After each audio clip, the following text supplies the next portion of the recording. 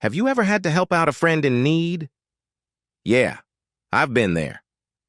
A couple of years ago, my buddy Dave hit rock bottom, and I had to step in. It wasn't one of those things you see coming, you know? Dave had always been a bit of a party guy, loved his beer more than anyone I've ever met, but it wasn't like he was this raging alcoholic from the get-go. At first, it was just weekend stuff, then slowly crept into weekdays. His mom was constantly on him about it, and honestly, I think he thought she was just nagging. Typical mom stuff, right? Turns out she was dead serious. Dave lived with his mom. I guess she was trying to be supportive or whatever, but there's only so much a person can take. She'd find empty bottles hidden around the house. His tab at the local bar was getting insane, and he'd start stumbling home at all hours. It was a mess. I told him once or twice he needed to slow down, but you can't tell someone to stop unless they want to. Anyway, one night, it finally came to a head. Dave calls me from the bar, slurring his words, asking if I want to come out for a drink. It was a weeknight, and I had work in the morning, so I told him no. I could hear in his voice he was already 3 sheets to the wind. I figured he'd eventually just stumble home like always. But then, a couple of hours later, I got another call from him. This time, he wasn't in the bar. He was standing outside his house, all his stuff tossed out on the lawn. His mom had finally had enough. She'd been warning him for months, but I guess it finally got to her.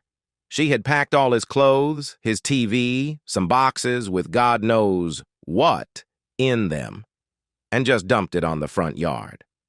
To top it off, she took all the money from his bank account. Apparently, he wasn't paying rent or helping with any bills, and she'd been depositing money in a joint account to cover it. She took every penny. Cold, right? But I guess she felt she had to teach him a lesson. So there he was, broke, drunk, and without a roof over his head. I couldn't leave him like that. I drove over, loaded up my car with his stuff, and took him back to my place. It wasn't a big place. I just had a 1-bedroom apartment, but we figured it out. He crashed on the couch, and for the next few weeks, we lived like that. At first, it was tough. He was still drinking a lot, not wanting to face what happened. I think he was embarrassed more than anything. We had a few talks. Some were heated, but some were real heart-to-hearts. I told him he needed to get his act together, or he'd end up on the street for real.